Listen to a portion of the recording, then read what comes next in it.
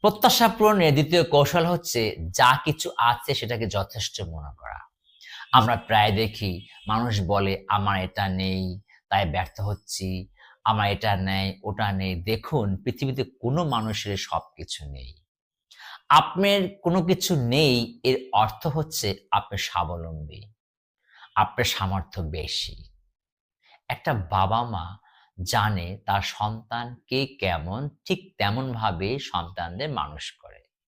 একটা দলের কোচ সে জানে তার কোন খেলোয়াড় কি সামর্থ্য আছে, ঠিক সামর্থ্য অনুসারে সে বিভিন্ন ভাবে তাদের খেলোয়াড়কে ব্যবহার করে থাকে। ঠিক সৃষ্টিকর্তা জানে আপনার কি সামর্থ্য আছে। তাই আপনার জন্য যা, যা দরকার ততটুকুই আপনাকে দিয়েছে।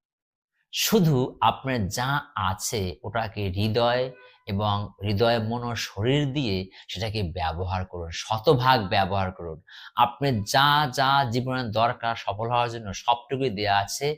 শতভাগ ব্যবহার করুন। কত ভালোভাবে, কত সুন্দরভাবে আপনার জীবন, মন এবং শরীরকে ব্যবহার করে আপনি পরিবেশ পরিস্থিতিকে ব্যবহার করতে পেরেছেন ততটাই সফলতা।